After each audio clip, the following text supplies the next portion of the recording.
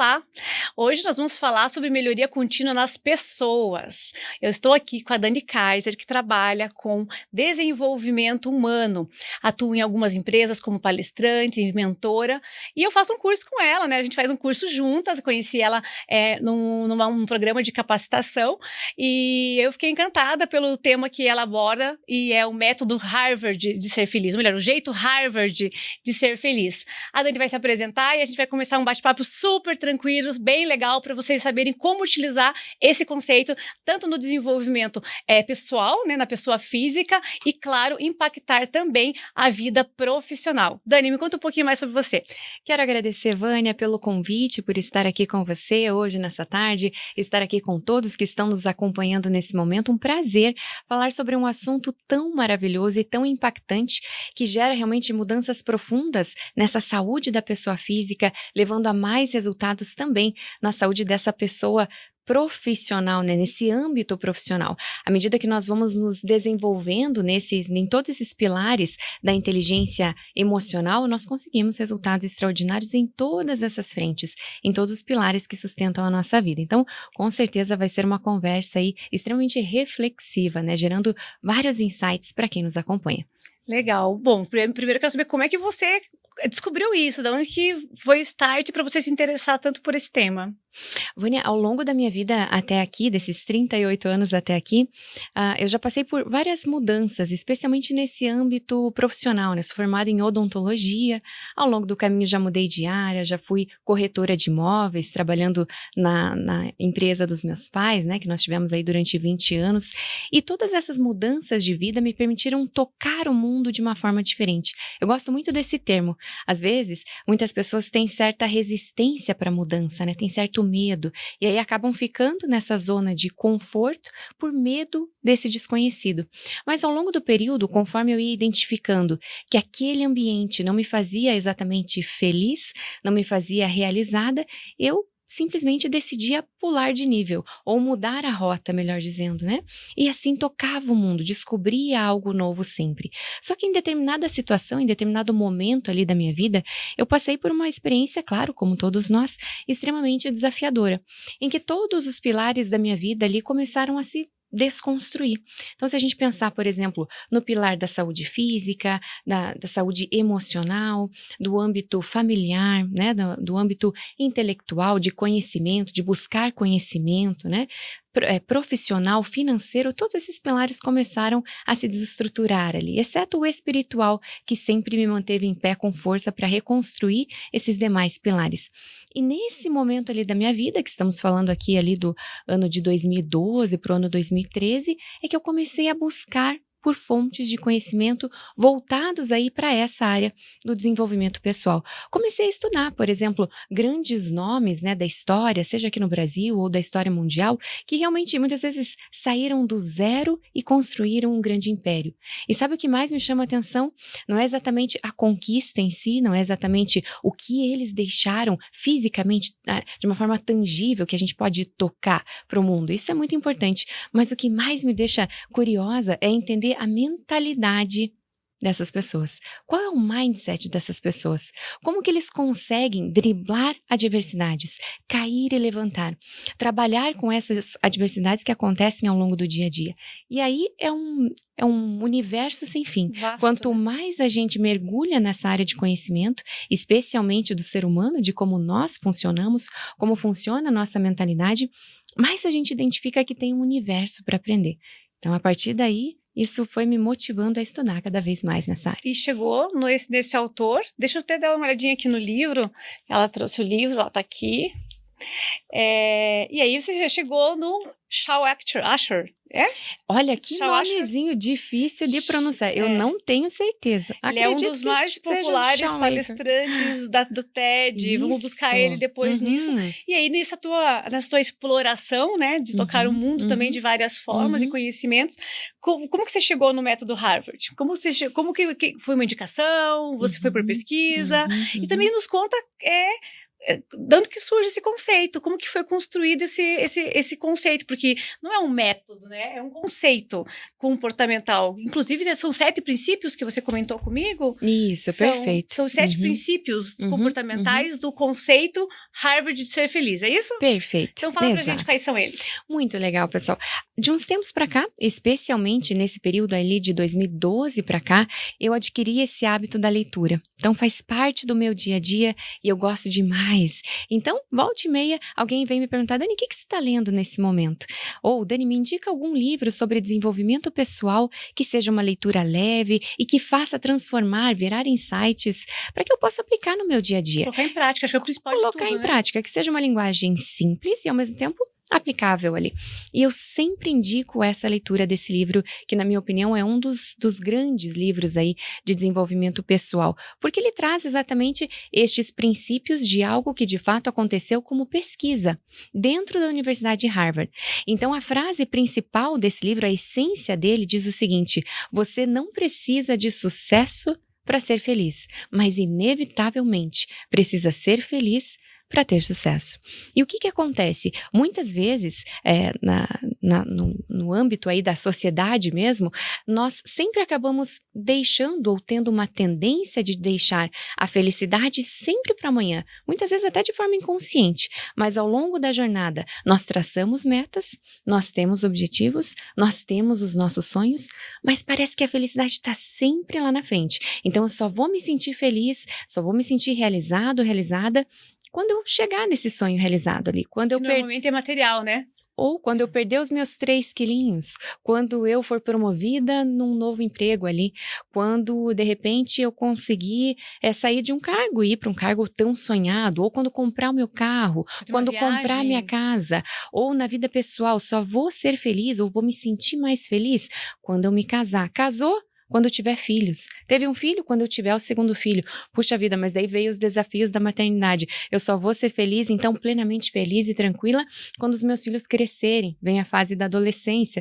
Então percebe? Sempre vão tendo desafios. E se a gente não aprende a ter essa consciência, essa visão mais expandida para o que é felicidade de fato, para as pequenas coisas que acontecem no nosso dia a dia, ela se torna cada vez mais distante.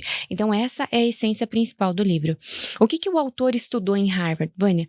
Ele estudou os alunos que são um ponto fora da curva. O que ele começou a identificar? Que a maior parte dos alunos, quando entrava na universidade, que é extremamente renomada, né, e desejada, cobiçada por vários alunos do mundo inteiro, a maior parte desses alunos chegava exatamente na universidade e sentia-se extremamente feliz, realizado e realizada. Mas conforme os meses iam passando e vinha a sobrecarga do estudo, né, de ter que exigir realmente muita dedicação, alguns alunos, ou a maioria desses alunos, acabava se sentindo extremamente sobrecarregado, frustrado, muitas vezes entrava em depressão, esquecia do mérito próprio de estar ali exatamente na poltrona de Harvard, focava exatamente nessa pressão e nessa sobrecarga e não conseguia desfrutar de momentos de felicidade e gratidão. O que o autor fez? Começou a estudar esse ponto fora da curva, os alunos que, mesmo com essa sobrecarga, mesmo com uma carga horária ali de um estudo intenso que eles precisariam se dedicar, eram alunos que conseguiam se conectar com essa gratidão. Eram alunos que conseguiam se sentir felizes durante toda essa formação, mesmo estando sob pressão. E aqui já faço um link. Eles performavam iguais aos outros, mas tinham um nível de felicidade diferenciada. Perfeito. E foi daí que saiu os 7 princípios comportamentais? Perfeito, exatamente, exatamente. Vai lá, que eu tô super curiosa pra saber. Não é maravilhoso? A melhoria contínua total, né? Demais. Vai pro princípio, aprende o conceito desse princípio, coloca esse conceito em prática, exercita, torna aquilo hábito, ok, fiquei melhor, vou para um próximo passo comportamental. E a gente fala de melhoria contínua em vários aspectos, né? Produtivos, financeiros, performance de empresas, mas a gente também fala muito sobre melhoria contínua da gente mesmo, nós como pessoas, que somos pessoas no CPF e somos uma pessoa no CLT ou no mundo executivo, os gestores, né? Têm suas vulnerabilidades como qualquer outra pessoa no mundo, e tem gestores que são super felizes, tem profissionais que são super realizados, às vezes nem estão em grandes posições, em cargos de direção, mas são pessoas que se sentem felizes e leves no dia a dia, em contrapartida de que outras não conseguem conquistar isso nem sendo presidente mundial de multinacional, né? Percebe? Eu mesma conheço tantas pessoas, né, que são realizadíssimas financeiramente, profissionalmente, conquistaram grandes impérios, já uma grande história, mas vai conversar com essas pessoas, vou conversar com essas pessoas, tomar um cafezinho com essas pessoas, parece que não tem aquele brilho no olhar. Parece que falta algo, tem aquele vazio existencial, às vezes por pura falta de autoconhecimento também, né? Por identificar pontos que levem a sentirem-se num estado, assim, de plena gratidão, de fato. Então, é muito interessante, porque o autor e pesquisador de Harvard ficou, então, por mais de 10 anos, pesquisando o comportamento desses alunos. E aí, ele identificou que esse ponto fora da curva merecia um estudo específico. Ao invés de estudarmos a média e nos mantermos aí nessa mediocridade, o que ele pensou? Vou estudar esses alunos que são ponto fora da curva para identificar o mindset desses alunos. O que seria o mindset, pessoal? A nossa forma de pensar, a nossa forma de agir, a nossa programação mental. De que maneira que eu encaro um desafio quando ele aparece, quando ele surge à minha frente? Será que eu tenho um mindset de crescimento ou um mindset fixo? Tem um livro muito legal também chamado Mindset, inclusive, e que fala sobre isso, né? Pessoas com mindset de crescimento são aquelas que encaram de frente os desafios que sempre irão surgir, independente das nossas circunstâncias, posicionamento social, sempre teremos essas adversidades. Pessoas de mindset de crescimento gostam, inclusive, de desafios porque reconhecem isso como uma oportunidade de crescimento, de aprendizado. Não de dor, né? E não de dor. Pessoas de mindset fixo normalmente são aquelas que ou já acham que sabem tudo, que estão sempre com o copinho cheio, não vou aprender nada porque eu sou dessa forma, eu penso dessa forma e para mim está funcionando assim, não aprendo mais nada, ou são aquelas pessoas que se recusam diante de um desafio, se abalam demais e acabam ficando estagnadas. Então, esse estudo do autor, desse ponto fora da curva, desses alunos que conseguiam ter um comportamento mais expandido com relação à paz, saúde e bem-estar, levou então a 7 princípios, né? Que foi o que o autor citou aí como hábitos e como comportamentos desses alunos, comportamentos comuns entre eles, que são os 7 princípios. Vamos falar dele? Vamos falar deles. Qual é o primeiro? Olha que eu trouxe até uma colinha aqui para lembrar de todos eles. O primeiro princípio, de acordo com o autor, se chama o benefício da felicidade. Imagine que hoje, se você vê uma pessoa que é feliz, uma pessoa que se sente plena, uma pessoa que tem um bem-estar, já diria aí o poeta, né? Os olhos são a janela da alma. Isso reflete no teu olhar. À medida que você se sente bem com você mesmo, você também acaba influenciando positivamente outras pessoas e as tuas portas se abrem. Então, esse é o benefício de estar se sentindo bem. E aqui, olha só que interessante, pessoal, não de uma forma rasa, não de uma forma vazia. Perceba que isso é um estudo realizado em Harvard, uma pesquisa realizada em Harvard. Não é simplesmente dizer assim, a gente precisa ser feliz todos os dias, né, com aquele olhar poliana, como se fosse simplista demais. Não. Mas de que maneira, mesmo diante de grandes desafios, eu consigo me sentir em paz? Eu consigo crescer, eu consigo desfrutar dessa felicidade, já que a nossa vida é tão passageira. De que maneira eu consigo impedir que eu mesma tenha uma atitude de só vivenciar a alegria lá na frente e o tempo escapar por entre os meus dedos, né? Então, se eu buscar só ser feliz quando eu realizar meu sonho lá na frente, eu olho para trás, o tempo passou e o que eu fiz com ele? Então, essa autoconsciência que o autor sempre puxa aqui, a importância dessa autoconsciência para nossa própria felicidade. Buscar pequenos momentos que me levem a mais felicidade. E não exatamente um sonho grandioso realizado. Aqui na minha vida pessoal, como benefício da felicidade, por exemplo, o que eu costumo utilizar no dia a dia, pessoal, é algo extremamente simples. Ter momentos de silêncio intencional. Ter uma pausa ali para tomar um chazinho, para tomar um chimarrão, para colocar as ideias no lugar, para ter um momento de meditação, um tempinho de silêncio. No universo caótico como esse que a gente está vivenciando, ter esses momentos intencionais de pausa, isso faz toda a diferença. Primeiro que eu acho assim, que todo mundo fala do momento caótico, a gente sempre traz isso, né? É um hábito, inclusive, que a gente tem de falar, nossa, esse momento caótico que nós estamos vivendo. Eu observo, assim, que o mundo sempre foi caótico. né?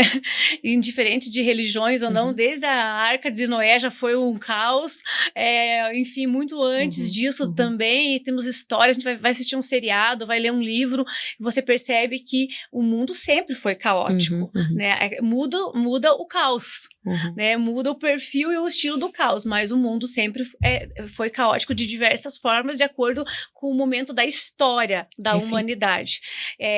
E então esse desafio, eu imagino que é uma história do ser humano na Terra, né? Literalmente, porque você está sempre tendo um desafio em qualquer... Minha mãe, meu pai, teus avós, sempre viveram situações de absoluta pressão ou desafio, ou de frustrações invariáveis, né? Que acontece para todo mundo em qualquer época da história. E sim, a gente também observa pessoas que viveram em absoluta leveza e felicidade a vida toda, que a pessoa expande aquilo. Mas como fazer isso, Dani, sem ser mecânico, né? Como exercitar o primeiro princípio, que é o hábito o primeiro hábito é o hábito... O benefício da felicidade, o benefício de se sentir feliz. Como que a gente exercita isso de uma forma que não seja mecânica? Legal. E só voltando um pouquinho, eu gostei muito ali do teu comentário, né? Se a gente pega, por exemplo, aquele seriado Outlander, né? Fala sobre aquele período em que o mundo passava por períodos de guerras, né? E aí a gente tinha tecnologia zero, mas desafios extremos para serem encarados, né? Sim. Então, realmente interessante demais teu ponto de vista. E agora, com relação a esse universo caótico, vem muito de encontro com esse ruído extremo também, né? Esse excesso de notificações. Então, que se a gente não tiver uma consciência intencional para estarmos vivenciando o nosso momento presente, isso acaba influenciando negativamente também, né? Então, é um hábito, um exercício, quer dizer, é um exercício que precisa virar hábito. Perfeito, perfeito. Olha que incrível esse momento que nós estamos vivenciando aqui juntas agora. Olha o silêncio desse lugar. E olha, Vânia, o quanto nós estamos 100% presentes. Aqui, nós duas e para quem nos assiste nesse momento. Isso é estado de presença plena. Com todos os desafios que você tem para resolver daqui para fora, com todos os desafios que eu tenho para resolver daqui para fora, a gente deixou ali para estar aqui, ó, 100% presentes. Isso não dá uma leveza? Sim. Então esse é o primeiro ponto que também o autor nos traz. Para a gente desfrutar desse benefício da felicidade, é preciso aquietar os nossos pensamentos. Como que a gente pode fazer isso? Primeiro, por exemplo, desenvolvendo o hábito e a rotina de incorporar meditação, momentos de pausa intencional no nosso dia a dia, na nossa rotina. Aprender de que maneira a gente consegue meditar. Meditar não é sentar no canto em posição de Buda e entoar mantas. Eu, por exemplo, gosto muito do tema meditação e eu leio, quando eu leio sobre isso, eu vejo assim que existem centenas, milhares de modos de meditação, inclusive simplesmente ficar parado. Não precisa estar fechando o olho, respirando fundo, escutando mantras, né? O próprio silêncio, o recolhimento, eu sempre falo assim, que às vezes se recolher na varanda de casa por meia hora é um ato de meditar, se você estiver olhando para o nada, nem que seja para o prédio da frente, se tiver, né? Mas esse momento de meditar, para mim, para resumir, é parar, né? Meditar é parar. Eu posso estar lá no meu escritório, sentada na minha cadeira, com o meu notebook na frente, caindo centenas de e-mails, meu celular espirrando notificação, a equipe em campo, outra equipe em reunião na outra sala. Se eu faço isso que você está falando, né? Sento, pego um café e paro um pouquinho e olho para a rua, para ficar olhando os carros passando pela janela da minha sala, olhando para baixo, já é um momento parece que o oxigênio entra diferente, e aí vem realmente, estou satisfeita. Acho que é um exercício no sentido assim, estou tendo nesse momento uma decisão, né, de me sentir bem nesse ambiente que eu estou aqui, mesmo tendo um job list de 15 itens para fazer dentro do mesmo dia. Então, com certeza, é hábito e não precisa, como eu disse, né, você criar todo um aparato, simplesmente saber silenciar. Porque senão fica muito distante, né? Se eu imagino que meditação é só quando eu for me matricular na escola de meditação, que fica a quilômetros da minha casa, fica muito longe para atingir. Mas você trouxe uma palavra importante aqui, decisão. É a minha decisão intencional de fazer algo por mim, de colher benefícios de felicidade para mim. Então, nesse momento, eu vou parar. A gente faz, inclusive, no curso que fazemos juntas, né? Nós temos esses exercícios, né? De prestarmos atenção na nossa respiração, por exemplo. Já é um momento de pausa. Só para comentar que no nosso curso, esse curso que a gente faz juntas, inclusive a Carol já esteve comigo aqui num episódio anterior falando do desenvolvimento das pessoas também. Eles tiram o celular, tá? O curso começa às 9h e acaba em torno das 7h da noite. São 2 dias por mês consecutivos, uma imersão, literalmente. E quando todo mundo se acomoda lá nas mesas, passa, né, uma staff com uma caixinha recolhendo todos os nossos celulares. A primeira vez que eu vi isso acontecendo, eu pensei que eu ia infartar, parece que meu coração parou. Eu pensei, eu vou ficar sem oxigênio. Vão tirar o meu celular. Porque eu imaginei, eu não sabia que isso iria acontecer. Eu mas espera aí, o curso é um curso de 1 ano. Nós vamos ter 24 encontros. Eu vou ficar 24 dias sem celular. Eu já comecei a fazer as contas. E daí teve um dia que chegou o momento do intervalo. Pausa para o café, porque começa às 9h até às 7h da noite, praticamente. E levantamos lá, nós estamos em 25, né, pessoas, 30, quase, 28, não lembro. Levantamos aí, todo mundo foi buscar o celular, mas eu não sei o que aconteceu comigo naquele momento, que eu fui pegar uma fruta na área onde tem os lanches. E de repente eu peguei, nossa! Esqueceu do celular. Esqueci de lá buscar o celular no intervalo. Mas quando eles tiraram o celular da minha mão às 9h da manhã e falaram que eu só ia poder, todo mundo, ter esse celular no intervalo, eu pensei, não vou sobreviver, né? Mas foi tão leve, foi literalmente, parece que o saco não ia estar tão cheio, sabe? Parece que a minha pastinha teve menos arquivos até o meio-dia. Ou seja, sobrecarga mental. Perfeito, que gera burnout, ansiedade, síndrome da ansiedade escalonada, porque é o excesso, né, de pastinhas, né, dentro do nosso arquivo o dia todo.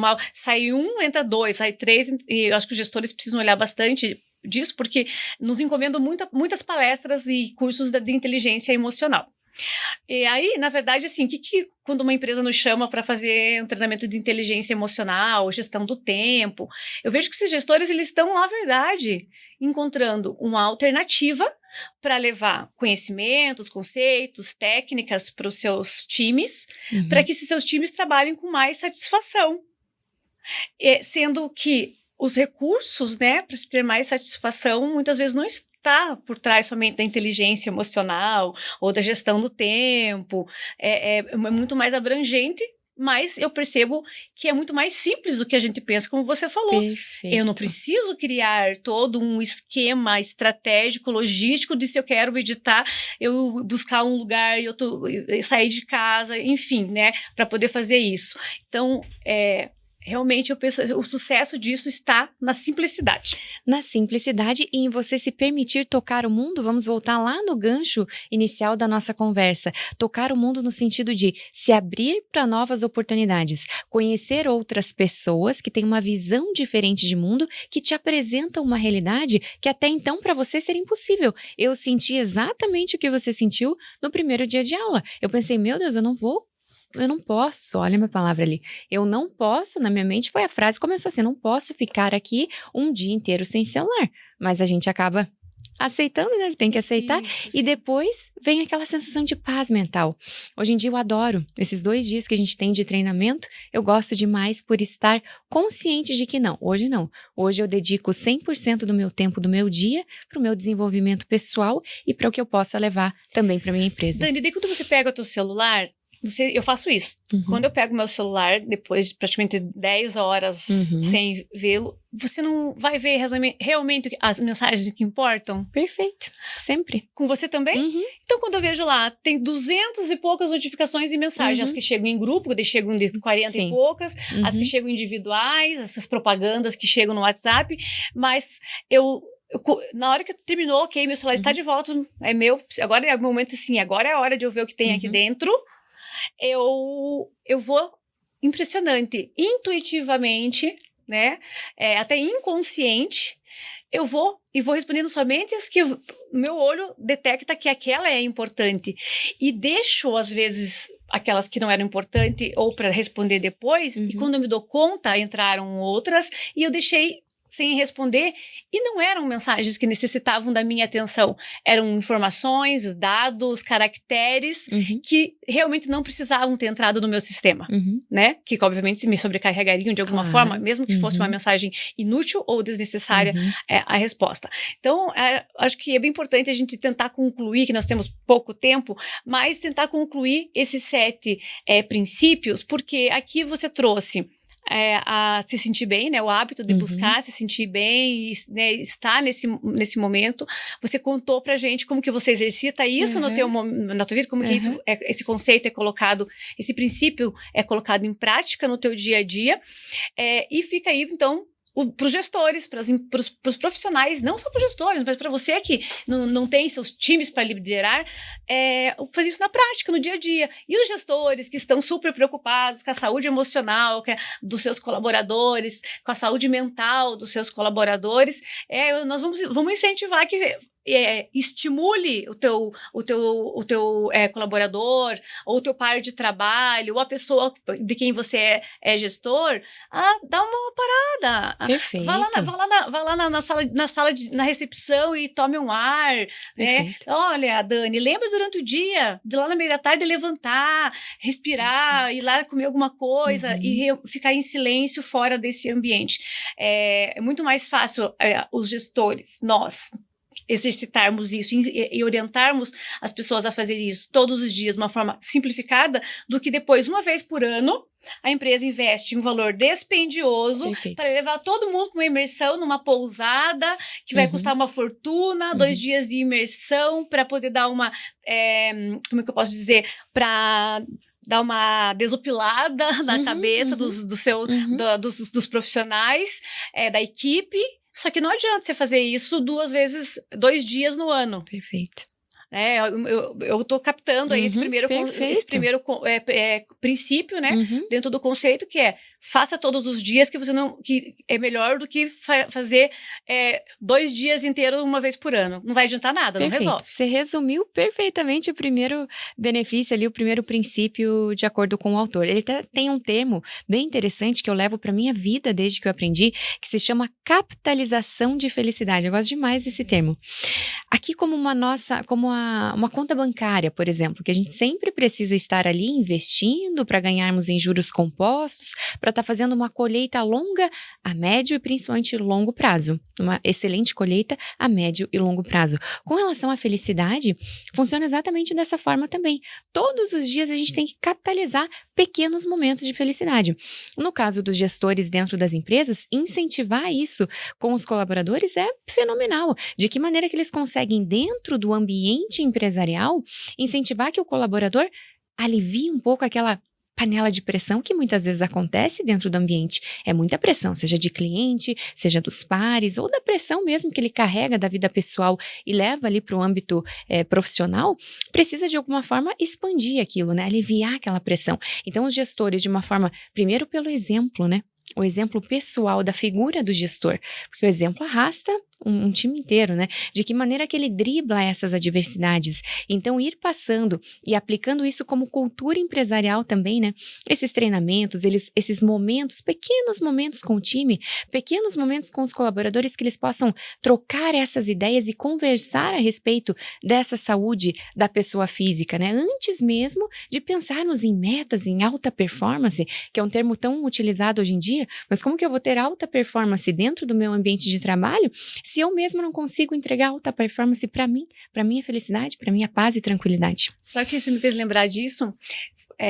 Que esses dias eu fui numa empresa, numa reunião, e a reunião se estendeu para 12:00 e pouco. Só que 12:30, por exemplo, dentro de uma indústria, é exatamente o horário, o pico do horário de almoço, principalmente da operação, principalmente dos profissionais que trabalham lá, os operadores que trabalham num chão de fábrica, aí era uma indústria. E aí eu saí dessa reunião, saí do escritório, né, desci, e tive que meio que atravessar a fábrica para poder ir até o estacionamento, e era em torno de 12:30, e eu observei uma coisa engraçada, né? que eu estava em reunião com o pessoal do corporativo. Uhum.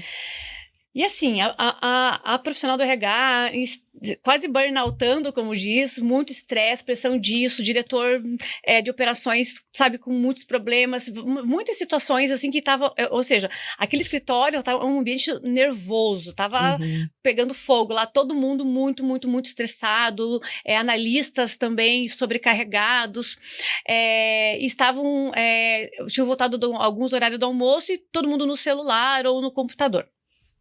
E aí eu desci, saí da reunião, era 12:30, fui para o estacionamento, atravessando a fábrica. Os colaboradores da área de chão de fábrica, os operadores de máquina, eles estavam, na hora do almoço, deitados debaixo das árvores, encostado no tronco da árvore, vários assim, outros na grama, tomando um sol. Ninguém estava com o celular na mão, dos 10, 15 que eu vi.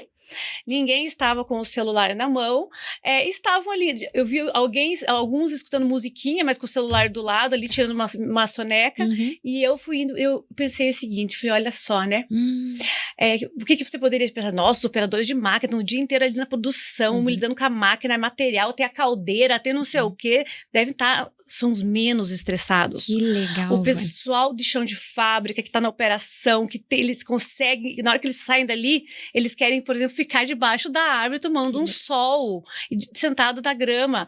São acho que os que menos apresentam, por exemplo, qual que é a chance de um operador de máquina que tem esse hábito, ou que se reúne com os amigos para ficar debaixo de uma árvore tomando sol na hora do almoço? Qual que é a chance deles terem burnout? E o pessoal lá do escritório do corporativo, que saiu do almoço, saiu do refeitório e voltou para sua mesa de trabalho para ficar no WhatsApp ou para ficar olhando o e-mail no horário de trabalho. Qual que é a chance de um ou do outro ter, né, ter o estresse? Então, você percebe que isso realmente é hábitos todos os dias. Vamos para o segundo princípio, pelo amor de Deus, senão vamos ter que fazer 5 episódios. Ai, nem me fale, meu Deus. Mas, gente, já vamos deixar registrado aqui que, com certeza... Esse trecho vai ficar recortado, Vânia, vou levar para sempre. Incrível essa comparação e esse insight que vira de percepção. É incrível mesmo. A gente sempre observa, né, trabalhadores que muitas vezes nesse período aí de almoço estão ali tranquilos, né, em qualquer lugar mesmo, desfrutando daquele solzinho, e muitas vezes gestores não se permitem isso de uma forma às vezes sem perceber. Tá tão no automático correndo, já almoça de qualquer jeito, né? Já vai lá, já faz outras tarefas, já resolve pendências de WhatsApp, não tem momentos de pausa intencional para olhar para eles mesmos. Sensacional. Gente, um segundo princípio aqui seria o ponto de apoio e alavanca. Isso é muito legal também. Tem uma frase de Arquimedes, bem famosa, que diz assim: me dê uma alavanca longa o suficiente e um ponto correto de apoio e eu moverei o mundo. Então, a analogia que o autor traz aqui, o nosso ponto de apoio seria o nosso mindset. De que maneira que nós estudamos e entendemos, temos essa visão de mundo. Como é que o nosso cérebro trabalha? Como é que o nosso cérebro funciona? Como nós encaramos os desafios e também as conquistas do nosso dia a dia. E a alavanca seria esse nosso poder, o quão longe podemos chegar. Só que esse quão longe podemos chegar sempre vai depender de primeira mão da nossa forma de enxergarmos a nós mesmos. De que maneira que eu pego um espelho hoje e eu me enxergo? Quais as características que eu tenho, as habilidades, os meus pontos fortes e o quão longe, aqui vem a palavra principal, o quão longe eu acredito que eu posso chegar. Daí já faz um link com a frase de Henry Ford também. Se eu penso que eu posso ou que eu não posso, de qualquer maneira, eu estou certo. Esse é o primeiro ponto. Eu preciso acreditar na minha capacidade, no meu poder de avanço. E claro, daí contar com o apoio de outras pessoas que me amam ou que me inspiram, que estão ao meu redor. E aí a gente já entra numa outra seara profunda, sem fim, que é a busca constante pelo autoconhecimento. Perfeito. Mas nem vamos começar nela, porque senão nós vamos longe. O que é o terceiro princípio? Falei pro pessoal que hoje a conversa era profunda mesmo, né, Vânia? E não tem fundo esse oceano aqui. Não, porque o segundo princípio, ele tá focado absolutamente em busca constante pelo autoconhecimento. Exato, e é lindo demais. O terceiro princípio é o efeito Tetris. Você lembra daquele joguinho Tetris? Aquele que era como se fosse um joguinho de videogame, né? Mas ele era quadradinho, assim, retangular. E a gente tinha que fazer o encaixe daquelas... Sim. Eu adorava aquilo. Eu também, demais. Inclusive, quando eu encontro ele por aí, eu ainda fico brincando. Ai, Às vezes encontrei numa livraria e fiquei brincando com ele que lá. delícia! E o que o autor identificou aqui? Que quem jogava muito esse joguinho de Tetris tinha a tendência de, quando saísse ou quando parasse de jogar e olhasse, por exemplo, no dia a dia da rotina, enxergava como se fosse o próprio jogo.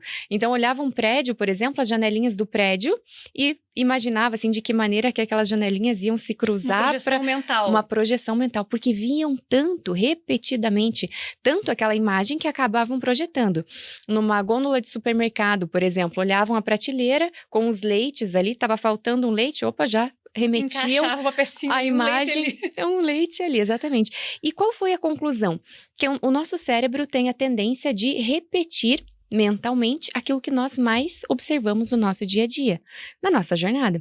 Então, se eu começo o meu dia com notícias, muitas vezes sensacionalistas, com notícias que drenam minha energia lá para baixo, né? Então, atrocidades, por exemplo, que acontecem, tragédias, isso já está trazendo uma energia para baixo logo no início do meu dia.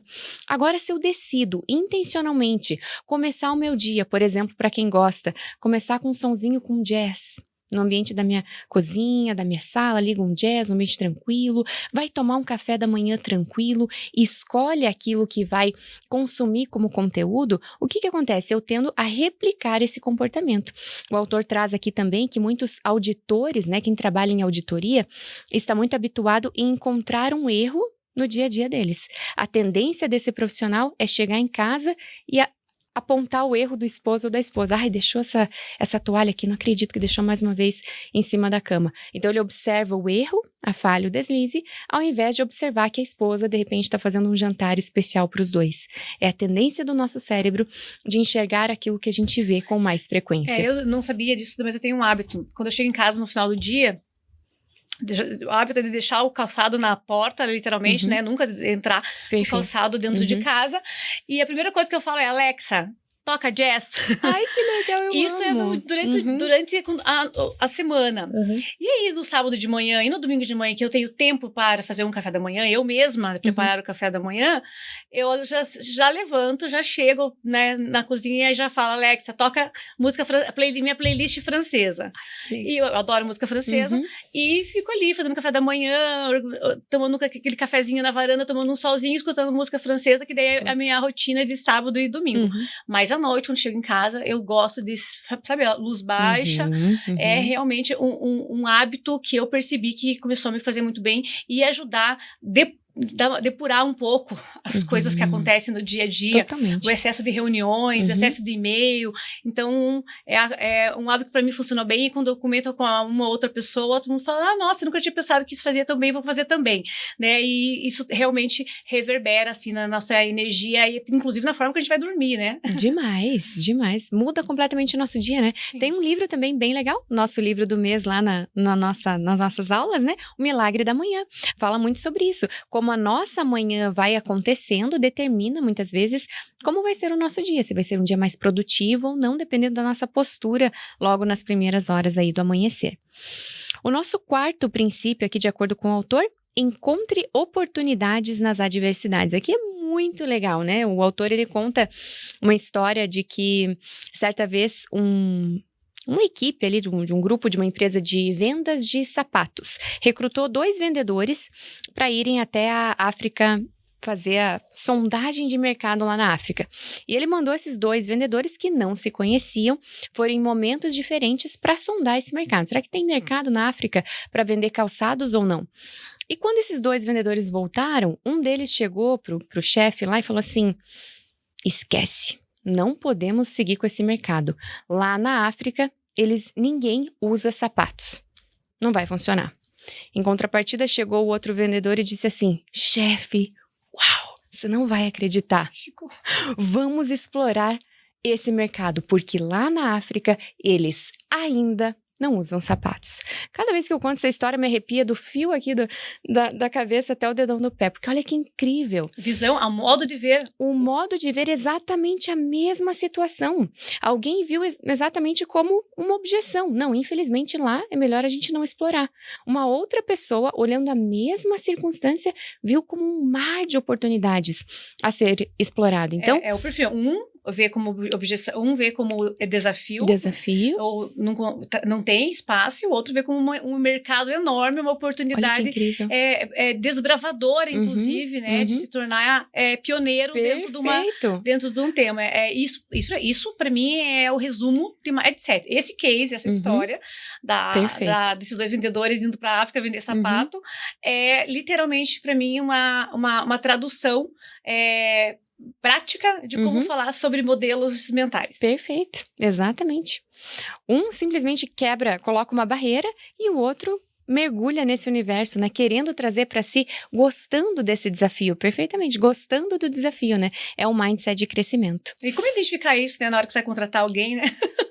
Um grande desafio, né? Como identificar isso na hora que você vai se relacionar com uma pessoa nova, que você, né, inicia um novo relacionamento? Como que você vai identificar isso quando você se aproxima de uma pessoa para desenvolver uma nova amizade? Como identificar esse mindset num profissional que você tá num processo seletivo para recrutar, ele vai entrar no seu time, vai te ajudar ou não a ver oportunidades? Perfeito. Nessas 3 opções, dei uma opção pessoal, né, de relacionamento, uma opção social, que é de uma nova amizade, e uma opção profissional. Quantas vezes eu, por exemplo, vocês que estão nos ouvindo, já não contrataram uma pessoa para ajudá-lo, e a pessoa só trazia a versão negativa dos cenários. Perfeito. Né? Você é muito pessimista. Olha, a pessoa, ela nunca consegue ver aquilo como uma oportunidade, sempre consegue ver aquilo como um problema, e daí traz objeções e as coisas não caminham. Nesses 3 cenários, né, social, profissional e pessoal, é necessário a gente identificar ferramentas para poder dirimir riscos, né, de você se aproximar de pessoas com mindset que vão acabar te boicotando. Perfeito. E é possível mudar o outro, Vânia? É possível, desde que ele queira. Que a gente influencie positivamente, porque senão a pessoa não muda. Que nem você comentou ali, né? A pessoa que pensa negativamente, que é pessimista, tudo. Por mais que você fale, né? Vamos pensar... Ela nem sabe o que é pensar positivamente. Porque o mindset dela já está tão programado a agir dessa forma, que só replica um comportamento que já vem vivenciando ao longo de décadas, né? Até chegar ali. Não consegue nem visualizar o que é o pensamento. Quem dirá exercitar. Exatamente. Como que ela vai mudar? Convivendo de repente com outras pessoas que se tornam inspiração para ela, e ela individualmente, de uma forma independente, pensa, uau, eu realmente preciso lapidar uma nova habilidade em mim, que às vezes é algo que está do zero. Tem que lapidar um novo comportamento, criar um novo comportamento do zero para me aproximar da forma como a Vânia, por exemplo, pensa hoje em dia. É desafiador? É desafiador, mas é possível desde que ela queira, né? Sim. Inclusive tem um livro que fala sobre a positividade tóxica, né? Mas daí é outro assunto, mas... Outro mergulho. Vamos para a próxima. O 5º princípio, pessoal, o círculo do Zorro, né? Porque conta a lenda do Zorro que nem sempre ele foi esse super-herói, esse homem que expressa muito poder, muita coragem, né? Ele, em determinado momento, estava lá, foi encontrado na sarjeta de uma rua, e aí chegou do lado dele um mentor, uma pessoa que o conduziu para essa mudança de postura. Pegou o Zorro pela mão e falou, olha aqui, vamos lá dentro de uma caverna, eu vou desenhar para você um círculo nessa caverna, você vai entrar nesse círculo e só vai fazer as atividades que eu colocar aqui para você executar. Esqueça do teu mundo externo, foque apenas agora nessa habilidade, nesse comportamento que eu vou estabelecer aqui para você. E aí ele foi treinando, foi melhorando, foi se aperfeiçoando até se tornar aí um gigante, né? Um dos nossos super-heróis da história. E o que isso quer dizer, essa história e essa analogia feita pelo autor? Que muitas vezes nós também precisamos canalizar a nossa atenção e a nossa energia nas pequenas vitórias, nos pequenos passos, no nosso círculo de controle. Se a gente coloca a nossa energia, o nosso foco exatamente a tudo aquilo que não está no nosso controle, que a gente não pode tocar no mundo e influenciar positivamente, isso gera o quê? ansiedade, isso gera muitas vezes até depressão. Mas se a gente foca em algo, aquilo que eu posso tocar e melhorar, automaticamente isso aumenta a minha energia para querer exatamente centrar naquilo que vai fazer diferença, que vai ter efeito, né? Por exemplo, numa tarde como essa, hoje, aqui nesse ambiente, se a gente focar em tudo que poderia dar errado, a nossa ansiedade aumenta. De repente pode acabar a luz, pode acontecer algum contratempo, não funcionar o nosso momento. Isso não é algo que está no meu controle, mas se a gente foca nessa entrega 100% que estamos fazendo agora, a gente entrega o nosso melhor e o resultado também vai ser o melhor possível dentro das circunstâncias. É difícil as pessoas comemorarem pequenas vitórias pessoais, inclusive do dia a dia, né? Por exemplo, assim, as pessoas têm, eu vejo isso, né? Uma pessoa tem um objetivo, por exemplo, você deu o exemplo, eu quero perder 3 quilos, né?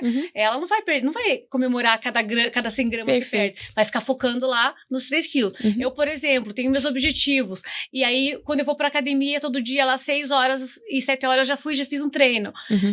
Meu, eu comemoro, mas eu comemoro sozinha, subindo o elevador, legal. Eu já comemoro. Eu fui mais um dia. Claro. Eu tenho um objetivo lá na frente, mas eu fui mais um dia, indiferente se estava frio, se estava chovendo, se estava um tempo horroroso, se era uma segunda-feira, se eu tinha uma reunião correndo depois disso. Mas comemorar, né, pequenas conquistas que você se propõe a fazer e às vezes você faz e não fala, nossa, mas eu me propus e fiz. Quantas coisas a gente não se propõe a fazer e não faz? Daí se frustra, mas quando não faz, se frustra. E por que não comemora quando faz? Perfeito. O livro que eu tô lendo no momento é o livro Mindset, né? E agora, nessa última página que eu li, inclusive ontem, fala exatamente sobre isso, que as pessoas que têm essa mentalidade de sucesso são aquelas que reconhecem essas pequenas vitórias ao longo do dia a dia. Numa entrevista, por exemplo, a autora perguntou, o que é ser inteligente para um determinado grupo? O que é ser inteligente para vocês? E essa parte respondeu assim, bom, eu me sinto inteligente quando eu não erro, quando eu faço tudo perfeito, quando eu me proponho a fazer algo e aquilo sai impecável. Só que todos nós sabemos que isso é uma ilusão. Sempre vai ter algo para lapidar, sempre vai ter algo para melhorar. E a autora coloca essas pessoas como um mindset fixo, porque elas têm medo do desafio. Pessoas de mindset de crescimento responderam o seguinte, eu me sinto inteligente quando eu realizo algo que até então eu achava que era impossível. Que coisa. Olha que incrível. Vou fazer uma provocação para o Júlio, que está ali na cabine de gravação, Júlio. O Júlio, ele é campeão mundial na modalidade que ele pratica. Júlio, você só comemora quando você ganha pela 5ª vez o título mundial ou você comemora todo dia que você vai treinar?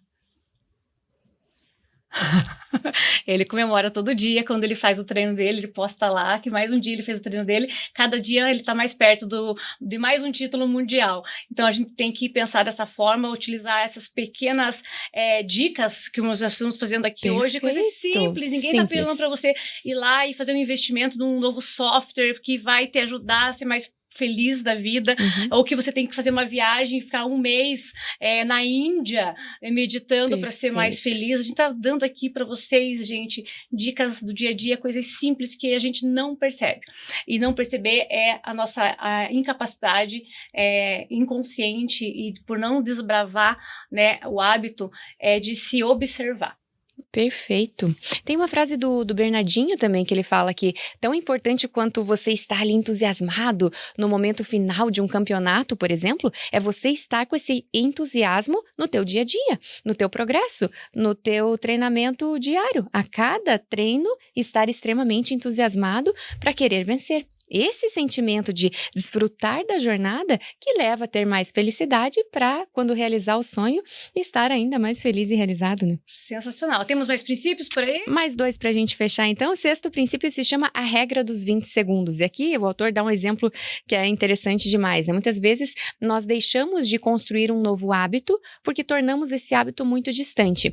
O autor falou que um grande desafio na vida dele era praticar atividades físicas, por exemplo. Ele mudou isso quando ele começou a dormir com roupas de academia. Ou seja, para não ter desculpa no outro dia de dizer, ai, mas aquela minha camiseta tá para lavar, tá sujo, meu tênis tá sujo, eu não vou conseguir usar. Ter preguiça de tirar o pijama quentinho. Perfeito. Ele já tava dormindo ali com a roupa de academia, o tênisinho ali já do ladinho, já tá pronto por 20 segundos no máximo para cumprir e começar a executar aquela tarefa que você se dispõe a fazer. O autor também cita que a gente deve se manter aí afastados daquilo que não faz bem, daquilo que é prejudicial e que não seja tão simples da gente tocar tudo isso, né, ou de ter acesso a tudo isso, por exemplo, de alimentação. A partir do momento que nós não temos alimentos gordurosos, calóricos, né, com excesso de açúcar em casa, acaba dificultando um pouquinho mais o acesso. E isso te permite ter uma vida com mais qualidade alimentar naquele momento, por exemplo, né? Então, ter consciência daquilo que você precisa se afastar e daquilo que você precisa aproximar no teu dia a dia na construção de hábitos mais saudáveis. Sim, de comportamento, né? Uhum. E vamos lá, é muito bom falar, porque nós estamos falando de melhoria contínua, também o tema do podcast é melhoria contínua, desde o início do primeiro episódio. A gente já passou de 20, já perdi as contas aqui, 25, acho que quando nós contamos aqui. Começamos em fevereiro com esse projeto, fevereiro de 2024, e a gente sempre fala muito de melhoria contínua. O objetivo, né, o core do podcast é falar sobre melhoria contínua, e vez ou outra a gente tem que entrar na melhoria contínua de si mesmo. Como é que eu vou melhorar um processo se eu não consigo melhorar a mim mesmo? E esse tema aqui está super aderente ao que a gente quer levar, e nós temos que ir para o sétimo princípio para poder fechar tudo isso. Para poder fechar com chave de ouro. E você vai voltar para falar sobre o startup de você, hein? Com certeza, vai ser um prazer. Então vamos lá. Falando em melhorias contínuas, o nome do meu cachorro, que era meu sonho, né? Sempre foi meu sonho ter um Golden. E quando eu realizei esse sonho de ter esse Golden, o nome dele, Kaizen. Que eu sempre queria lembrar desse Kaizen, dessa melhoria contínua, né? Uma filosofia japonesa sobre como você ter pequenas vitórias ao longo do teu dia a dia, um termo que inclusive é falado aqui no livro Jeito Harvard de Ser Feliz também. Falam sobre Kaizen? Falam também. Olha só, vamos lá. Falam aqui, se não me engano, no princípio do ponto de apoio e alavanca dessas melhorias contínuas. Porque assim, o Kaizen, né? Kai quer dizer melhoria, Zen, contínuo. Hiroaki Kokudai, né, quem é do mundo do Lean sabe muito bem quem foi Hiroaki Kokudai, um mestre da filosofia Lean, infelizmente nos deixou há poucos meses atrás, e um dia o Marcelo estava num evento com ele, num summit, e falou, Hiroaki, defina para mim, sobre o seu ponto de vista, o que é Kaizen? Esperando que o Hiroaki ficasse falando sobre metodologia, sobre, né, o Kaizen, que as indústrias tanto falam, e ele falou, Kaizen é pessoa melhor. Primeiro, seja uma pessoa melhor. Olha que legal. Para daí você conseguir melhorar o restante das coisas que estão à sua volta. Então, aqui o autor, né, do teu conceito que você traz para nós hoje, fala sobre o Kaizen nas pessoas. Perfeito. Sensacional. Qual que é o sétimo princípio? O nosso último, investimento social. Nós somos seres interrelacionais.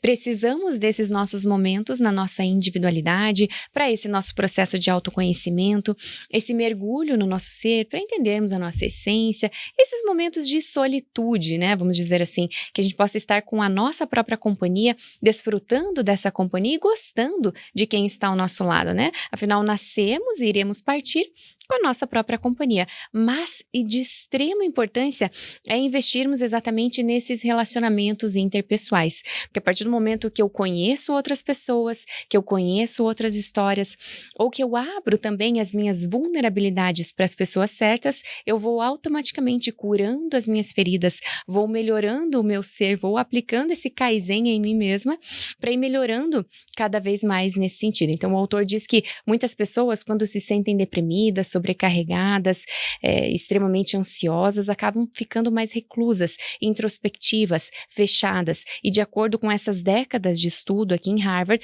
ele percebeu que as pessoas que se abriam, que se permitiam ter contato com outras pessoas que fazem bem, que trazem essa energia positiva, isso potencializa essa alegria ao longo do processo. Que bom. Obrigada, Dani. Obrigada Eu que agradeço. por compartilhar esse conhecimento profundo que você desenvolveu, né, nas pesquisas e se aprofundando, né, no jeito Harvard de ser feliz. Obrigada por compartilhar isso. Espero que tenha ajudado vocês que escutaram a gente por 45 minutos. Realmente a simplicidade, né? O sucesso mora em coisas simples. Alcançar objetivo e grandes performances sempre demandam os primeiros passos e nem sempre precisa ser complexo. A gente trouxe aqui vários insights para vocês aplicarem no dia a dia consigo mesmo, com seus times, com seus pares, com as pessoas com quem vocês se relacionam. Dani, muito obrigada e eu vejo vocês no próximo episódio Vem pro Gemba.